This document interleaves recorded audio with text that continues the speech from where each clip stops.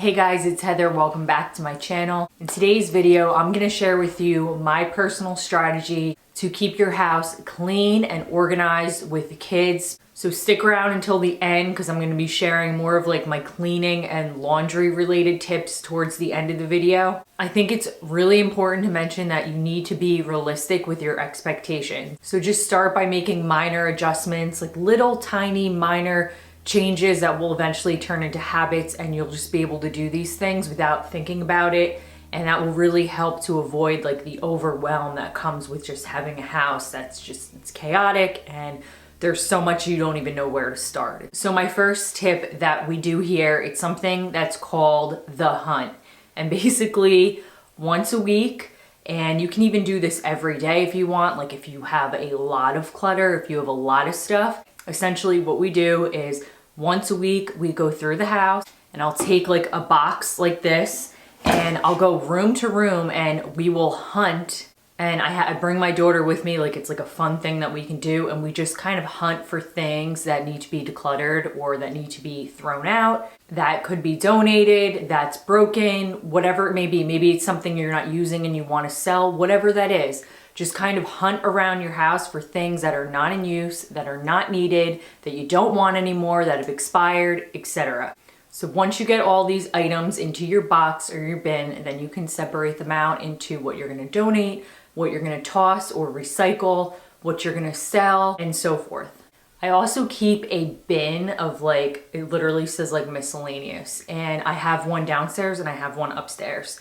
So with kids, sometimes they have things, it could be like, you know, a little Happy Meal toy or like a piece of string or like a bead, like just random things that have just been sitting on the counter for 2 months, but your child doesn't want to get rid of it and it turns into a fight. So what I do for those things where I'll just say like, hey, are you using this? Like, can we get rid of it? So if she tells me no, what I'll do is, if it's something that it's been like months and she hasn't used it, I'll put it into this bin and I'll set it aside. This also works really well with like toys that your kids maybe just aren't using, and I'll let like a couple months go by, and if she hasn't asked for it, I will just go ahead and discard it. I've been doing this for literally like 3 years now and I haven't had any problem. It's when, you know, they tell you no, I don't want to get rid of that, even if it's like a Happy Meal toy, and you throw it out, that's where there's going to be like a fight. So I'll just set it aside in the little bin, and it's out of sight, out of mind, and then I'll wait a couple months and I will go ahead and discard those items. So my next tip is to keep a basket for items that are like out of place. So what we do is like every day, at the end of the day, I'll go and take things, or even during the day, and I'll just put them in that basket. Like it could be toothpaste, it could be a bracelet, it could be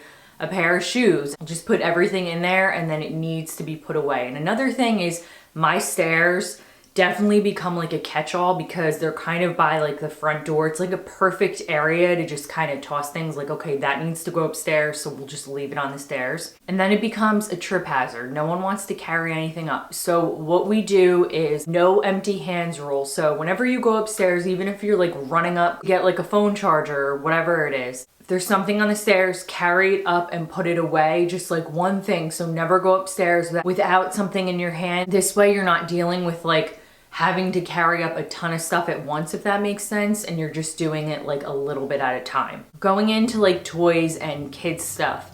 So this might be kind of obvious, but just having a designated area for toys and having that space and not letting that space grow out of the amount of room you've allotted for toys and such. So what that means is if they get a new toy, one in, one out. I like to do that. Hey, you got a new toy, all right, something's gotta go. So they can donate or pass on a toy to someone who will play with it and use it. And it's also a way to keep their toy collection more manageable. So it's like when you see, all right, this is where the toys are, and you can have this like in the room, you can have this if you have a playroom, if you don't have a playroom, in your living room, wherever you want it. Walmart, Target, they have like perfect little cubbies of like bins that you pull out where toys can go, and it makes it really easy to kind of keep things like hidden so it looks like furniture and part of your decor, and it's not toys everywhere. I also love like baskets. I keep a toy basket out in my living room for my little guy's toys so that they're right there. Doing it this way, you're gonna keep that collection and that clutter and that chaos just minimized. Because once things start like overflowing, you know, okay, it's time, I gotta get rid of something here. Another thing that I would recommend doing is scheduling a quarterly declutter. So 4 times a year, I do it at the start of every season. I go through everything, toys, my kids' clothes, and I see what needs to go. Now it may only be a few things, and then the next season it may be a lot, but doing it this way, it's not like so overwhelming. The key here is to do a little bit at a time, because that's what's gonna keep things under control, and that's where the maintenance is. You can't just treat like the problem. So if you declutter and you clean things once, it's like, okay, that's great, but it's gonna all come back. So you have to have some kind of a strategy in place, which is a little bit at a time, and it's that daily, that weekly, that monthly, that quarterly maintenance that's going to keep your house in check. So the next thing that I do is I keep a clothing bin, just like a clear plastic bin. You can get like a 3-pack from like a Costco. You can order them online at Target, and I would keep one in each kid's room for the clothes that they will be outgrowing or that they've outgrown. So for this, I keep these within my kids' closet. If you don't have room, you could maybe keep it under their bed or tucked away in a corner somewhere. Just one little bin, and it's so easy. So as soon as I see something doesn't fit, I can just pop it in the bin. I label the bin with the size. So typically I'll do, like for the little ones, I'll do like 0 to 3 months, I'll do 6 months, I'll do 12 months. And then as they get older, do, 5, 6, 7, you get the picture there. Basically, everything that is in decent condition that I would plan on keeping or eventually donating, I'll go ahead and put it in that bin.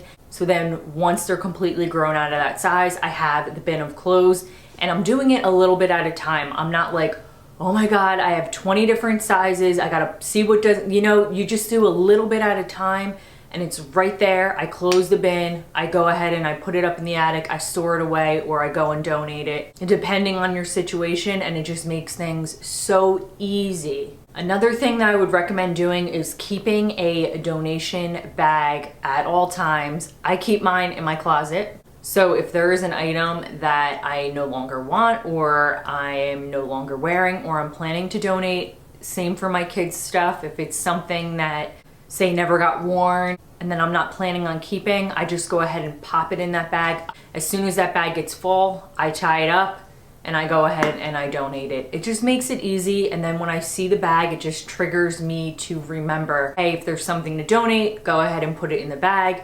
These next two may seem very obvious. So the first thing is I do not do shoes in the house. There's some cases, like if we have, a company over or a party or something like that, which obviously we haven't done in a long time with the pandemic, but there's certain situations like that where I'm not gonna be like, all right, everybody take your shoes off. But I'm talking like on a day-to-day basis to help keep things clean and like less dirt and traffic. We leave the shoes at the door. I have a couple shoe baskets. I have one in my garage. Just something that we've always done even before we've had kids. Just something simple that really does help. And I even find that I don't have to mop once a week. I can get away with doing it every other week, and my floor pads are really not that dirty because we're leaving the shoes at the door. So it really cuts down on like that cleaning time.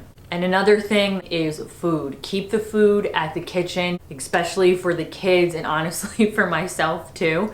But with that said, I'm the one where I'm pulling out the couches and then vacuuming under the cushion. I'm like, what's going on? I thought I don't allow food here. And then I forget that I'm the one that's sitting on the couch eating the Doritos. There's all this crap under the cushion. But it's just little things like that. Just keep the food off the furniture. It will cut back on that maintenance cleaning and vacuum up all those crumbs that definitely get in the cracks of the cushions. So my next tip has 2 parts to it, because I understand that not everybody has help with a spouse. Some people may be single parents. I grew up with just my mom. My dad passed when I was little, so it was just her and then the 4 kids, so it was a lot. And I'm very fortunate because I have my husband that helps out and we can split things up. So I do understand both sides. So I have tips if you're by yourself and you don't have as much help, just hold tight. So when you split up chores, I think it's important to ask that everyone gets involved. And I think it's important to divvy things up so that everyone has a job and a responsibility. But again, I think it's really important to just find what works specifically for your family, and it might take a little bit of trial and error, but I'll just share what we typically do. So I do the laundry and my husband does like all the dishes, and that's just what has worked for us. And my daughter likes to help with the laundry and she's getting really good at it. She's getting good at the folding and she enjoys it. Like, it's something that she is like, let's do the laundry, and I'm like, I don't want to do the laundry. I'm hoping she continues with that enthusiasm and then she can just take over. And then typically my husband will do, like, he likes to vacuum, he doesn't mind it. Then I'll like clean the bathrooms and wipe the surfaces, but we do like a little bit at a time. We used to have like a big cleaning day and now we do a little bit at a time. So it might be me just doing the bathrooms one day and then the next day we do the vacuuming. So we just kind of split it up now. And my thing was like, I used to have everything done in one day, but like that's just not realistic. There's always gonna be things to clean. I think that if you do a little bit at a time, it's gonna be more manageable and you're not gonna hate it as much. Like, you're not gonna dread whatever your cleaning day is. So I wanted to mention, if you have less help with the cleaning, I would recommend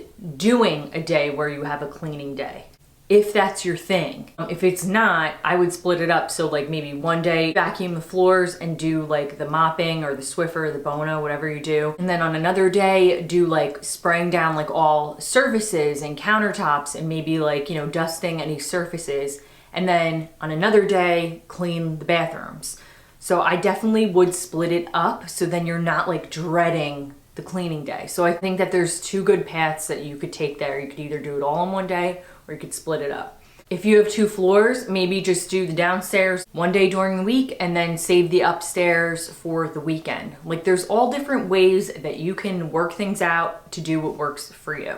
Now for the favorite one, laundry. So I actually don't mind doing the laundry because I don't do it, I don't have a set laundry day. So what I do is I typically just do 1 load a day, whatever that load is. If it's darks, if it's colors, if it's lights, if it's my son's, if it's my daughter's, whatever laundry basket is full or needs to be washed, I'll run it that day. And then I'll just go down the line. And I think it's important to accept the concept that laundry is never going to be done. Even when you're done, 20 minutes later, there's gonna be something in that basket. So you're always moving. It's like a revolving door. It's a merry-go-round that you can't get off of.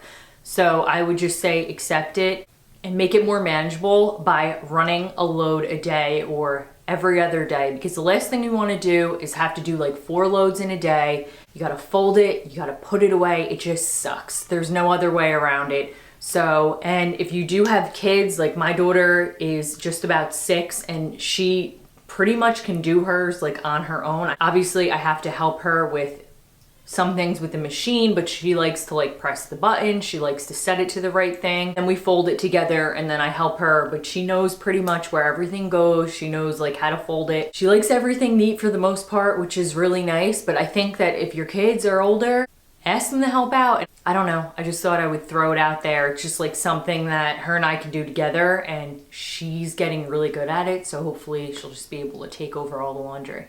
I'm totally kidding. She's not gonna take over all the laundry, but she'll be able to do her own. And that's what I wanna teach her. Although I want her to be a kid, I feel like I also want her to learn chores and responsibility. So that's my system for how I keep my house in check with the kids and the chaos and the clutter and the laundry and the cleaning and all that goes with that. And I'm gonna put up a couple playlists that you might wanna check out. I hope that you got some use out of this video and I'll see you guys next time. Bye guys.